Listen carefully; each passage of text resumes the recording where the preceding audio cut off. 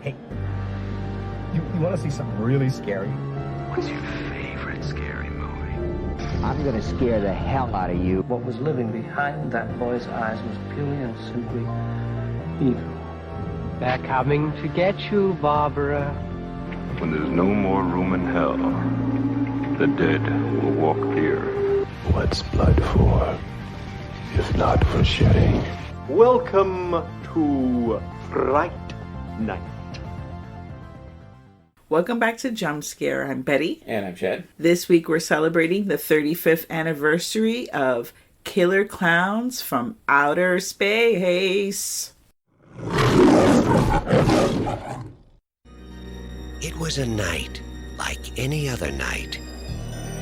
Then something happened.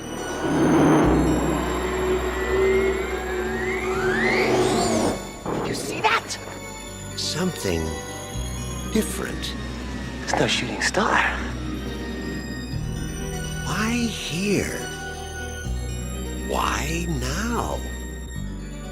Why clowns?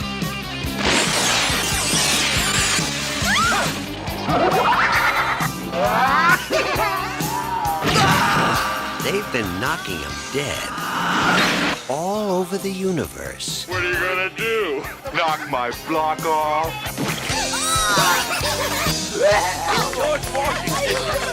Soon they'll be doing it at a theater near you. Killer Klowns from Outer Space.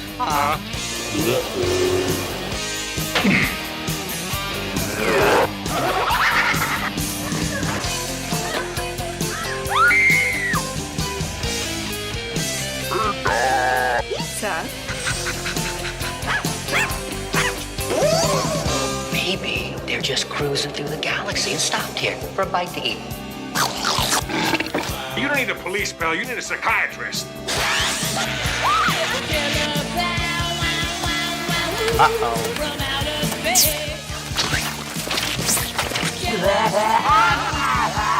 They want to play games? They're messing with the wrong guy. What are you in for? Killer Klowns from Outer Space. It's crazy. This is one of my favorite films. Yes, I know. You're very fond of this. We have numerous killer clown puppets and things around. including that poor glass that didn't survive the dishwasher. Oh yeah, the glass from Halloween Horror Nights. I was devastated. This film came out in 1988, and it's part of a series that we're going to be doing for the next couple of months, which is the Aliens of '88. Yep, we got this, and then some others coming along. I think the next one up that we'll do will probably be Phantasm 2. We will be releasing, well, actually, the film initially came out May 27th. So we are very close to its anniversary date. Yep. Down to the 35th year-end day. Yeah. And this is one of those films for me that I know it's not the best film ever, but there's nostalgia behind it for me. And there's nothing like it. I think a lot of this film is why I had like a fear of clowns for a bit. Because these clowns, these aliens, let's correct that. Because I always had, are they aliens that are taking the form of a clown, or are they part of some crazy alien race where they are just clowns? Happen to look like clowns. Yeah, they just happen to be clowns. Yeah, I was kind of wondering. I thought there would be a scene at the end of it when I first saw it where you would see like their true form, and they'd be the little gray aliens, or they'd be something else. But they never really did that. I feel like that would have been a good, if nothing else, another way to sell product when they pull their clown stuff off at the end, or like the little gray alien or some kind under there, or some kind of freaky alien would have been fun. Either way, it's terrifying.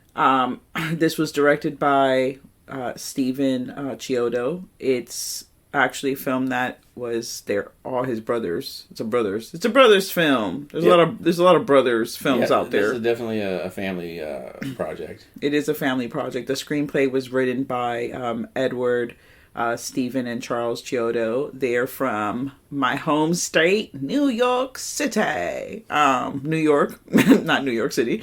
New York and New York City.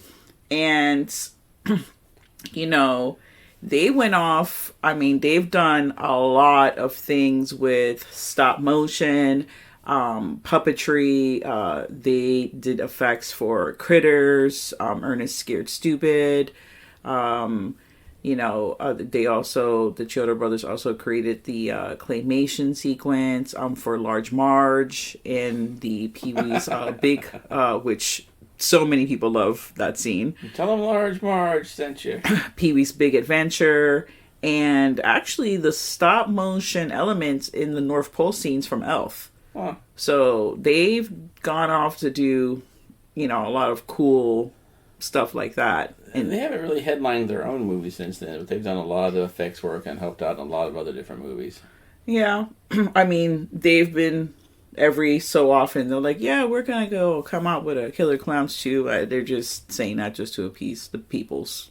They're not really going to come out. Where it's going to be like the Bruce Campbell, where people are constantly asking him, like, when is the next Evil Dead movie coming out? And he's like, you know, sometime. And then eventually it came out, and everyone was so surprised that they didn't even notice the Evil Dead series hardly, because everybody kind of gave up on it. By the time they finally put out another Killer Klowns from Outer Space, it'll be so long, people won't care, I'm afraid. Yeah, and then it'll be one of those things where, like, all the clowns are fucking CGI'd. Let's hope not. I hope not. I mean, they would. I feel like that was a big appeal to this movie still to this day, is that all the... even though some of the effects look kind of, they don't look as good now by today's standards on things, I feel like people still like it just because it is that weird kind of odd effect on a lot of it that you're like, oh, I see how they did that. That was this. And, oh, I know how they did that. And, you know, it was a great example of people's ingenuity back before they had all this stuff that you could just sit down on a computer and just hit a couple of keys and it would do it for you. Yeah, they definitely had to be very creative and find ways around things. Like the whole scene when they're in the spaceship, you know, it's all paintings and a mix of matte painting, murals, and... Yeah, it also very much looks like a black stage. Yeah. Just what it is, I'm sure. Oh, yeah, they're towards the end there, yeah. When they're just in that weird room, in the weird rooms, it's like, oh, it's just a very black area in the ship that looks suspiciously like a soundstage that was empty. They're like, just make the black floor really shiny, and let's just put some, you know... That'll show you that it's aliens. Random weird stuff here and there, and then boom, you have the interior of an alien ship. There's a couple people in this movie that make some appearances I wanted to mention that first of all, playing the sheriff in there, you've got the great John Vernon, who played in everything throughout the 70s and 80s. That man was in multiple Clint Eastwood movies. He played the mayor in Dirty Harry. He played the guy trying to track him down in The Outlaw Josie Wales. He was, of course, the dean in Animal House. He's been in everything, and he always plays the, the gruff, angry guy that's always trying to, those darn kids or whoever is trying to get him, or Dirty Harry won't listen to him. He's always that guy in all the movies, but he's great.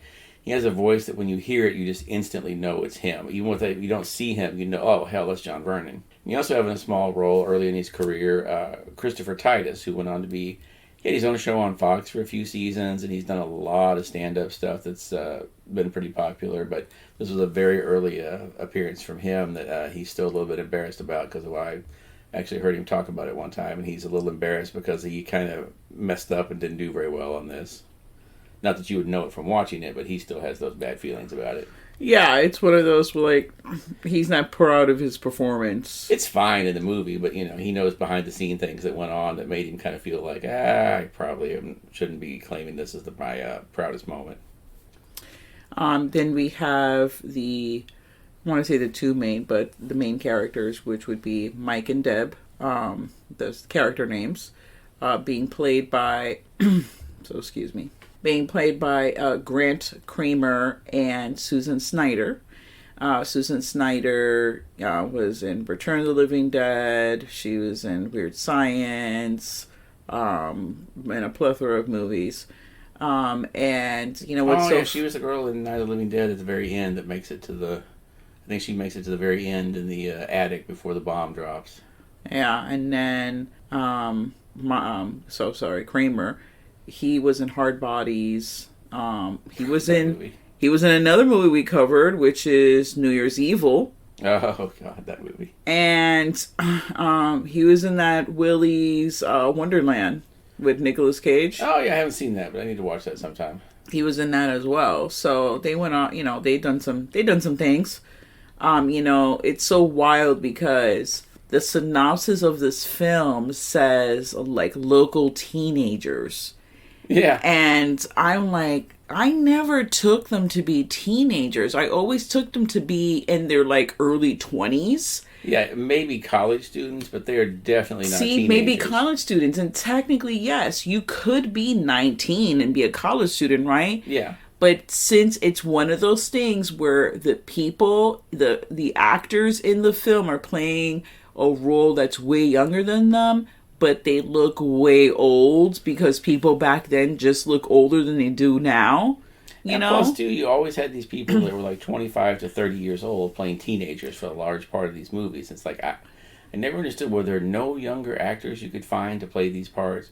Even when 90210 started up, those people were all in their mid-20s to, like some of them I think were 29 when they're supposed to be playing 17. That was Gabrielle. Yeah, come on, guys. Like I said, there's got to be some teen actors out there somewhere.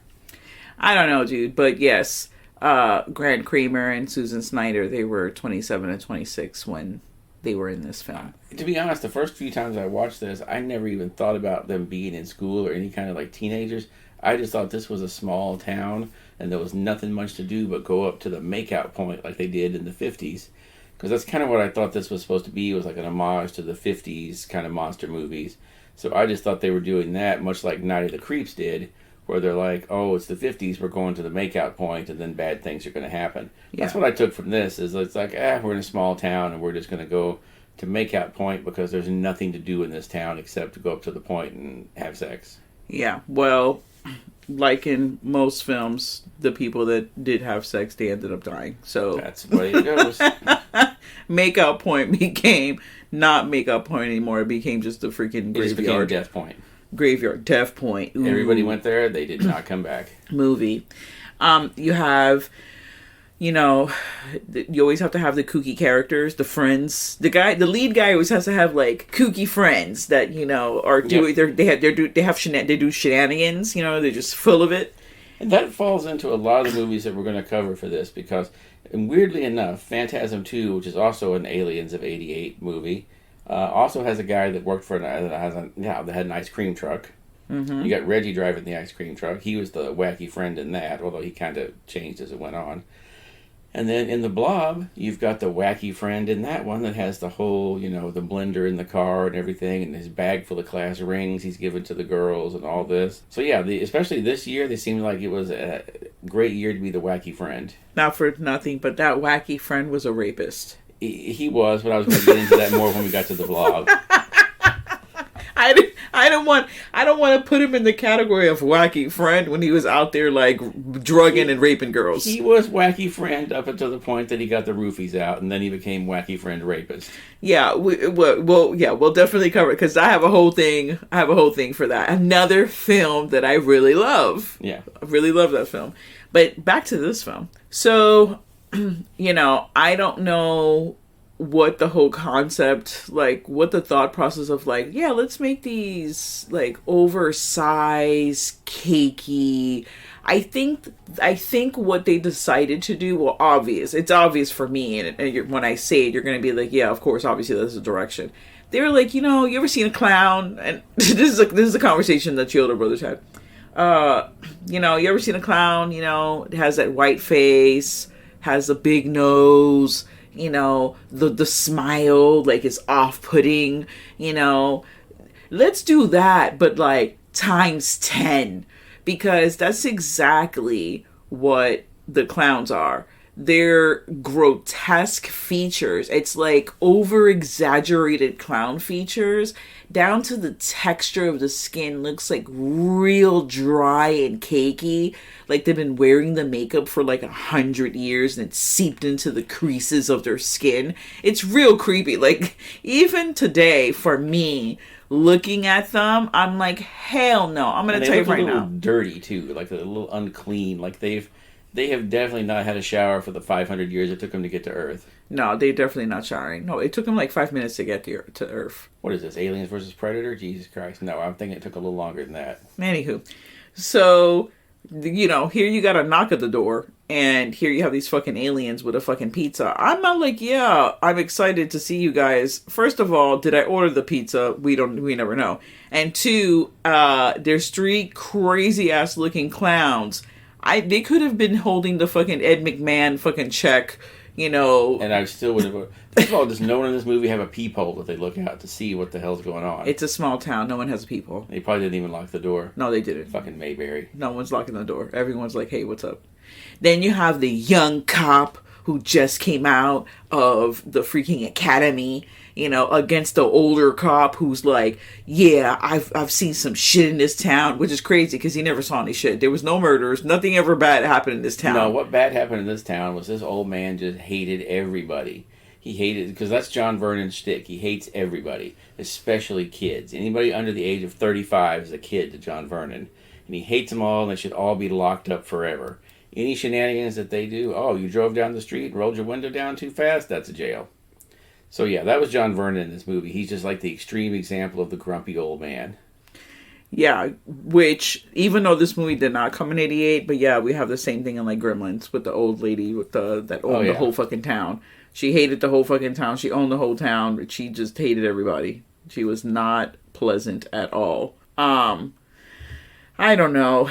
You got to go through that whole, like, every character is the, you know, filling in that stereotypical character for its time, you know, and then you come up with a kooky cast. Now, the beginning of the film, everyone is in make-out point, and a lot of people there, by the way, and does no one space their cars out? Like, why are they all parked so close to each other that you can just reach out and touch the other car?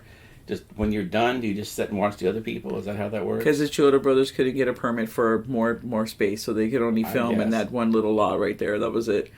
And back in the day, you weren't care. Everyone's feet were out the window. Everyone's busy doing their thing. No one's paying attention to how close. As long as the feet weren't knocking the other people's feet and the next car, everything was cool. I guess. There's, you know, they see a comet, like they see something crash, and just like in the Blob, and you know, of course, you got to go investigating. Here goes the old kooky crazy man to go investigate with his dog, whose name is Pooh Bear. They have to go investigate what's going on. While that is going on, you have all the kids making out, you know, in the point, and the two main characters, Deb and Mike, they also notice it because they happen to be, you know, the ones that are not fully into it. You know, everyone houses is way deep, and you know, the necking is deep. They're very fogged up on those car windows. So they go freaking see, you know, oh yeah, let's go. That's cool. Let's go see that. And I'm like, right there, I'm like, no, bro, like, don't go investigating. Investigating leads you to become, you know, a victim. Correct. Totally. And I'm going to tell you this. If I happen to be investigating and I come across a very large circus tent in the middle of nowhere, like there's nothing but fucking like sequoia trees everywhere, I'm telling you right fucking now, I'm not gonna be like, gee golly whiz, let's go investigate inside that tent. I'm literally running the other way, and not even getting underneath my covers. I'm not gonna fucking feel safe. If I knew how to drive, I would get in the car and go to like 4 towns over and be back in like 2 weeks, because I'm not fucking coming back. Yeah, nothing good's gonna happen when you see this thing. And like in anything, like you go up and if it wasn't there before, don't go investigating it now, because nothing good is gonna come from what happens. We learned that in the Blob too. Don't touch things. Don't even poke them with a stick, because it still won't end well for you. The Kooky Friends, which are Rich and Palmer, the Terenzi brothers, they have a ice cream truck called JoJo's Ice Cream.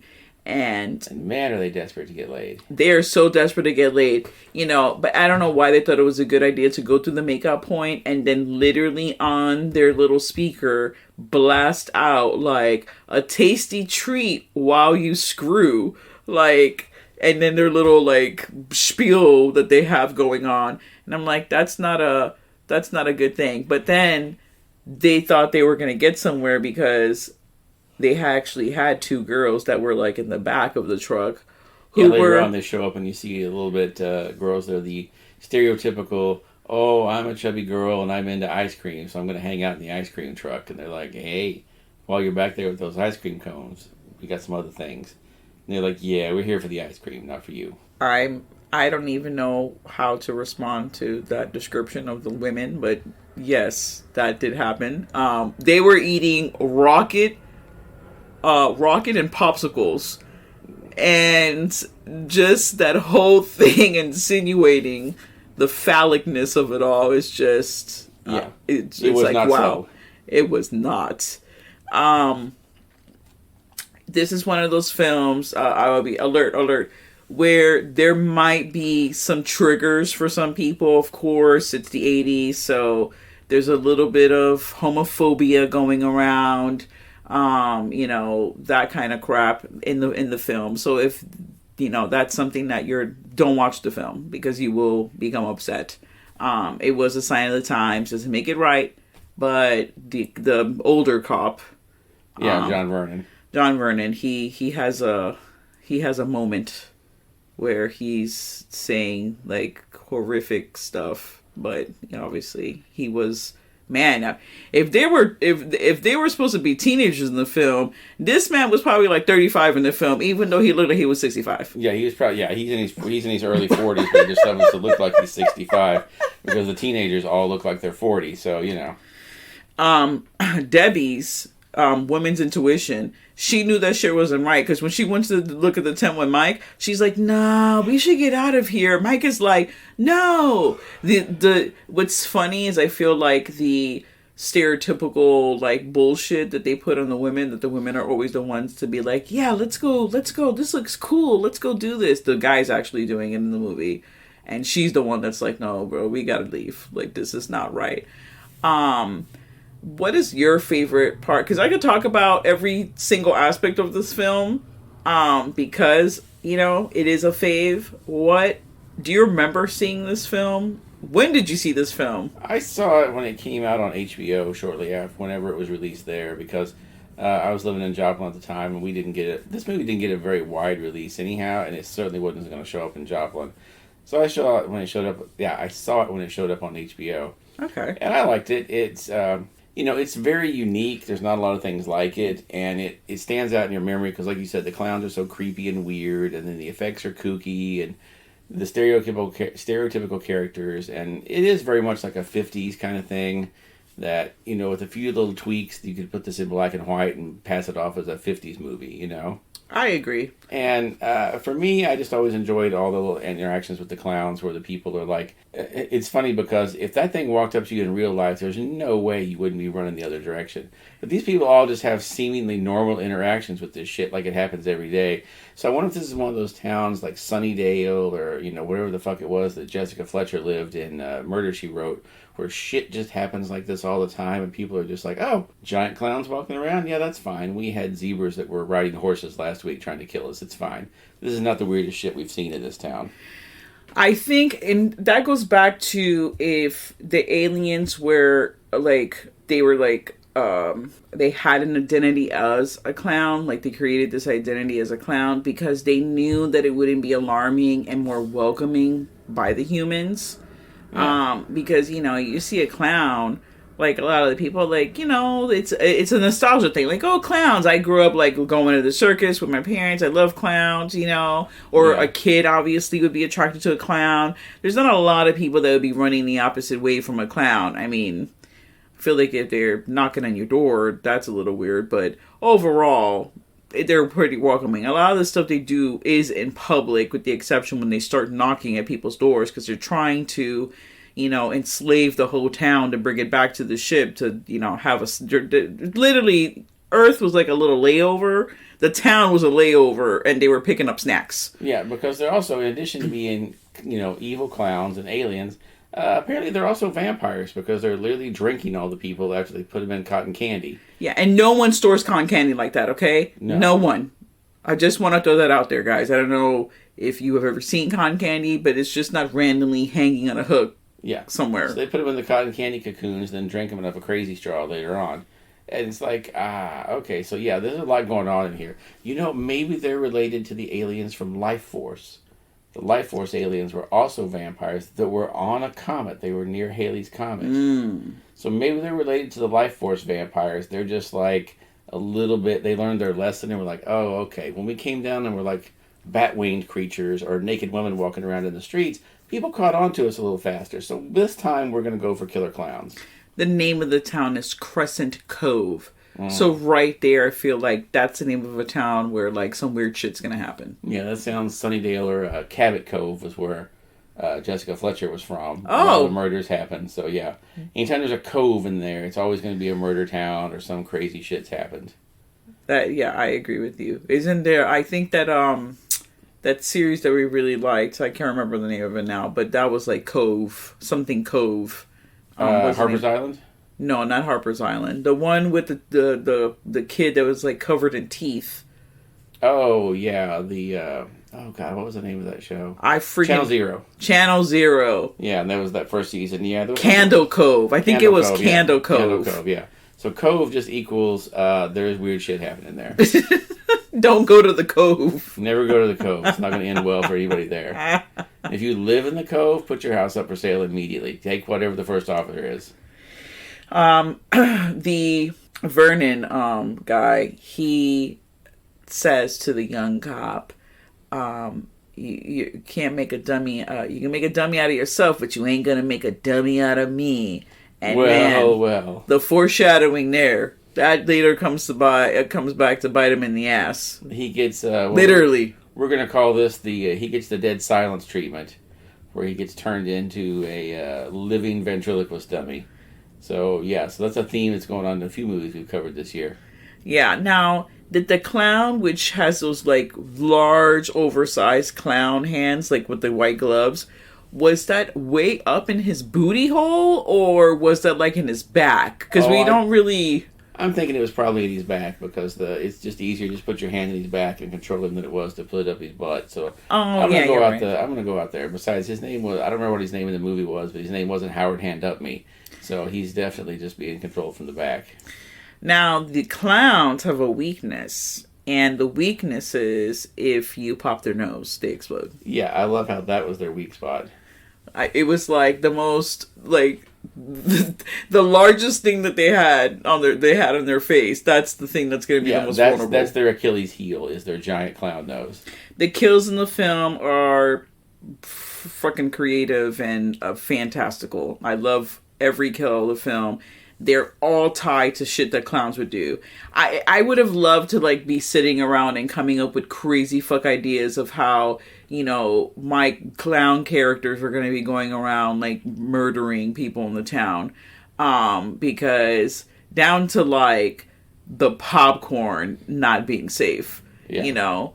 And there are a shit ton of clowns in this film. There are clowns. At the end of the film, there's like a clown parade. And that's when they're literally have taken all the inventory of everyone in the town. And they're just dragging all their cotton candy and bringing all the people and the fucking crazy down to like the big oversized like crazy balloons that you see that are like have the rice in them, or, you know, those circus, the big balloons they sell at the circus that are like on a stick.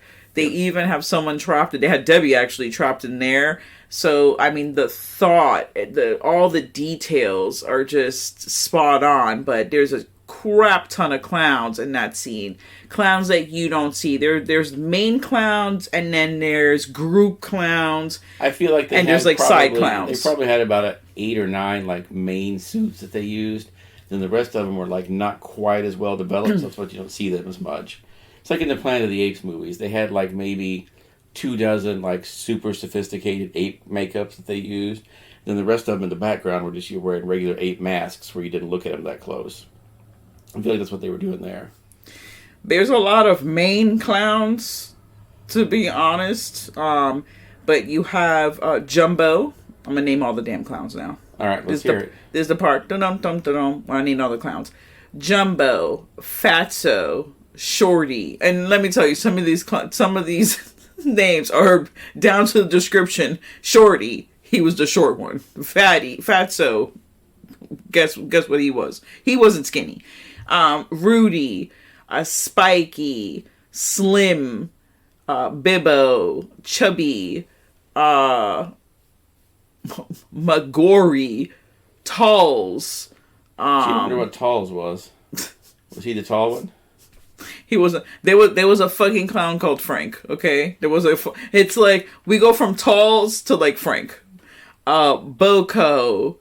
Then there's the female killer clowns, which are Rosebud and Daisy.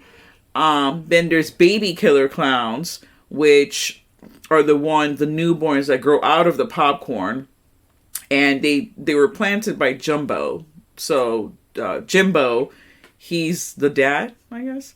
Clownzilla, which is also known as JoJo, which coincidentally is the name of the ice cream truck. Baldo, Popcorn, he's the one that's carrying the popcorn bazooka. So, yeah, there's a ton of clowns. I feel like out of all of them, people really love Shorty. And I would say probably Jumbo is the one that takes out Mooney, which is the Vernon character. Yeah. And you do see him a lot. But yeah, and they all have different characteristics, like facial characteristics. The scene of the film that gets me is when they're at the Big Top Burger and the clowns outside.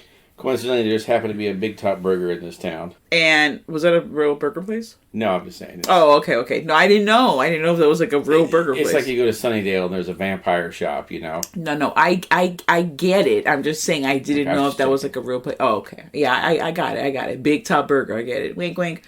So he's out there in like the outside area, eating area, and there's a little girl, and she's with the parent and the parent's friends, and they're all eating, and he gets her attention, and he starts like waving her over, and she starts going, and just as she opens the door to leave, finally her mom like grabs her, is like, what are you doing? Come back inside, and brings her inside. That part gave me so much anxiety, because I was like, oh gosh, he's gonna kill the kid. No, because obviously they're not gonna go, play patty cake. And I'm like, for him, I mean, that's not even an appetizer. Like, that's a little baby snack. Well, everybody likes a chicken McNugget. You get the little McNugget in there, and then you move on to the entree later. I can't. I do feel that the end of the film is kind of, I don't want to say anticlimactic, because they do have like the fucking 7-foot like Godzilla like. Well, it's Clownzilla. Clownzilla, obviously. Yeah, the Clownzilla theme apparently was originally composed for the Jason Lives movie the year before, and they didn't like it, so the composer just reused it for this. You gotta love when these guys just keep something in their bag like that. They're like, oh, they don't want it for their movie? Fuck them guys. I'll find somebody else that does. I would have never guessed that in like ever. Well, Jason Lives is the wacky one where it's the first zombie Jason. It's the Jason that starts off with the opening like James Bond. It's the the one where you see the American Express card get stabbed and all that kind of shit. It was the first really kooky one of the series. So I guess the guy thought, oh, well, let's do some kind of different music for it. The Jason people were not about it. They were like, nope, we know what we want. We know what our fans are about. They were not about their music. Nope. Yeah, so that whole last act, I'm like, I think the coolest thing that happens is the security guard. Oh, because they end up at a fucking amusement park. Yeah. Which, weirdly, when you're looking at the people leaving the town, there's a stretch of road at the end of the road, and like there's like a body of water to like the right of the end of the road.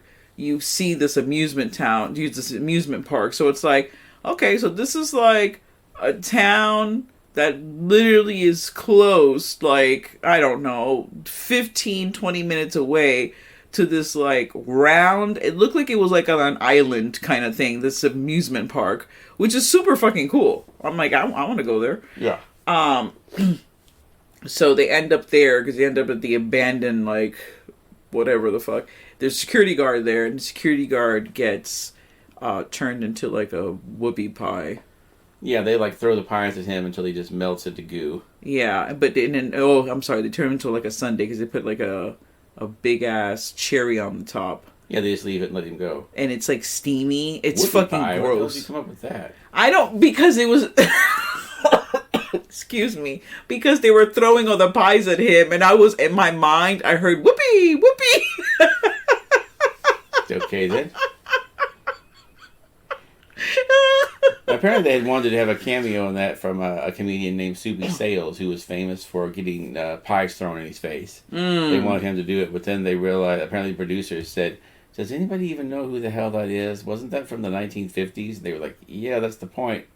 But no, they didn't get him because, yeah, I don't think he would have got it at that point. Definitely no one would know who the hell it was now. No, a tie to the 50s.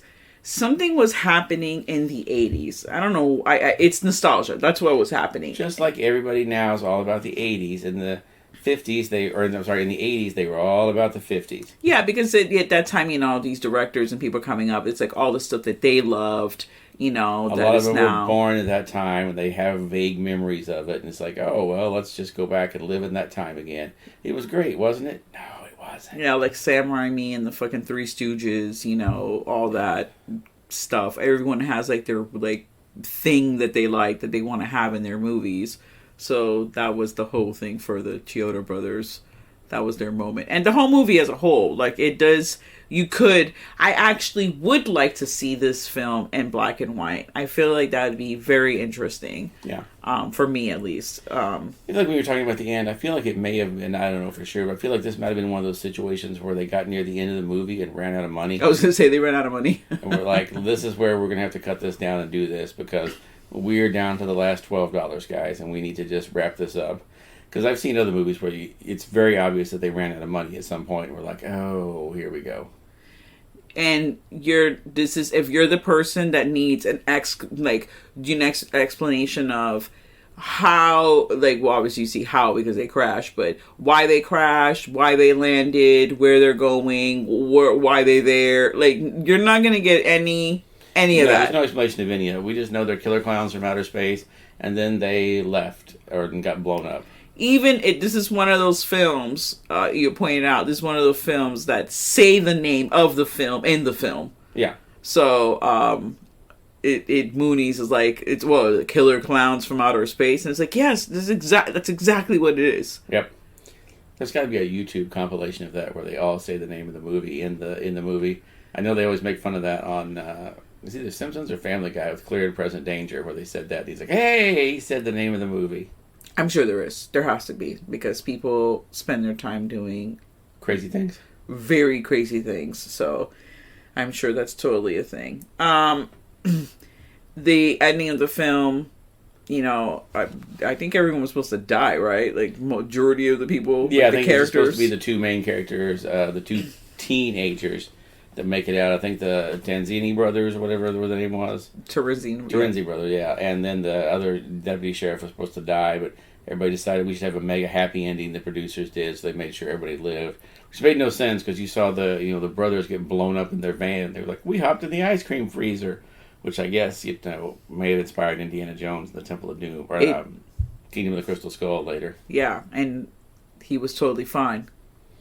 Yeah, because you can survive that kind of thing just by hiding in a freezer. Yeah, but that's because they used to make things well back in the 50s, so they got in a just freezer. Like Vin Diesel can lift a car with one hand now, so apparently you can survive nuclear explosions. And Totally different. Nope. Yep, totally different. Obviously, we have two movies where the people survived after being blown up and they hid in those refrigerators. Those old-timey... You hide in a refrigerator now, forget about it. We didn't blown to see bits. The refrigerator. We don't know what it looked like. So it was... Okay, first, it was 1988, and they were in a small town. Not old-timey refrigerator. They got the old-timey... It's so old, it was called an ice box. No, they didn't have that. They had a truck. And once again, no one survives a nuclear explosion. You don't know in the that? refrigerator. Have you ever been in a nuclear explosion hiding in the refrigerator? Do you know anyone that ever did? Attacked by a killer clown either, but I know you don't survive these things according to the movie. Damn, I hate Kingdom of the Crystal Skull. So everyone survives, and well, no, let me go back. Not everyone survives, because this is the thing that I think people forget after they watch the movie, because they're like, "Yay, the characters are alive, and the killer clowns were, they were taken out." But yet, all the people in Cotton Candy, they dead. All the people that got definitely Boston Cream guy, he's dead. There's a lot of people that the town went from population of 400 to maybe 250. No. Because there's not a lot of people left at the end of it. Actually, I think the only people left at the end of it are the Terenzi brothers, Deb, Mike, and the sheriff, Officer Dave. Who is now the sheriff by default. He is now the sheriff by default. That's it. Everyone else is dead. Everyone else is dead. I love, just like in the Monster Squad, how they call in for help. They call the SWAT team, and he calls the state police. Yeah, you're like, oh, here comes the state police. That was always a thing in Halloween 4. It was like, oh, call the state police. They're going to come and rescue us. Yeah, they never seem to get there in time, do they? They don't. They take fucking forever. And it's like, all they have, by the time they get there, everyone dead. All they gotta do is the cleanup. And they gotta do the cleanup. That's literally what the state police is for. They're just redo their thing and call the state cleanup police. Yep. Because that's all that's left for them to do. Well, this has been fun. Do you have a favorite scene from the film? Not really. I enjoy all of it, really, the different parts of the clowns and all that. I don't know if I have a specific favorite one that they did, but I enjoy the film. I'd give it a 3.5 stars. Or 3.5 knives. You've got me doing this now. All these years, you were always messing it up. Now you've got me doing it. I give it 3 whoopie pies. Jesus. But then also going back to the film where they were all doing whoopee in the car. Wink. I see what you did there. See? Pies. Okay, never mind. I'm taking it too far now. Thank you so much for joining us in our first movie of the Aliens of '88. You heard it here first.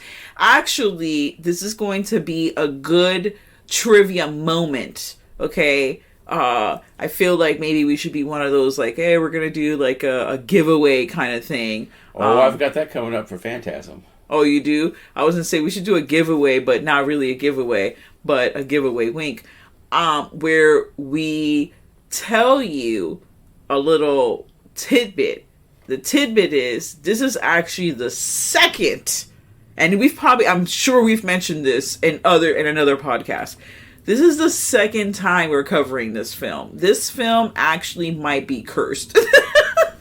The podcast, not the film, the podcast. We did a whole episode about all the Aliens of '88 where we talked about all of them, and that episode got lost on another podcast server that we were using, and also got lost on a computer that backed up improperly and failed. So yeah, this time this one's going to make it. Don't put that out there. I'm not putting it out there, but I think it's a cool trivia for us because, it's oh, we did it already, because, and then all this crazy crap happened and now we're putting it out again. I wish I would. It's a lost episode. Lost episode of Jump Scare, the horror podcast.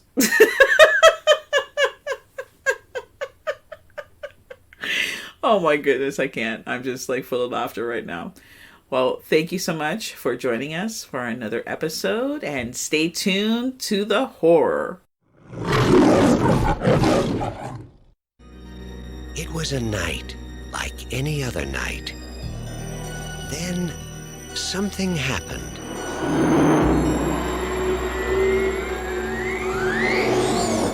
You see that? Something different. It's no shooting star. Why here? Why now? Why clowns?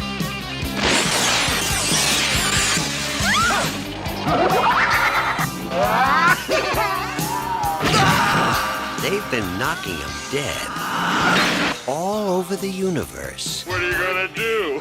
Knock my block off?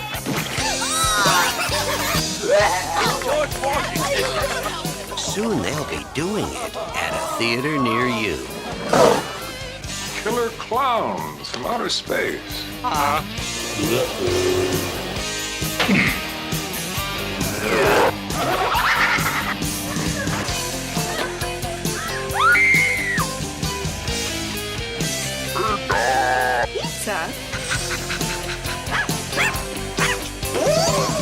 Maybe they're just cruising through the galaxy and stopped here for a bite to eat. You don't need a police pal, you need a psychiatrist.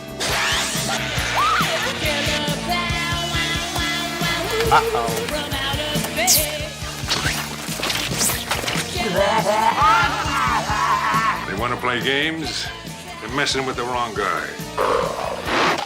What are you in for? Killer clowns from outer space. It's crazy.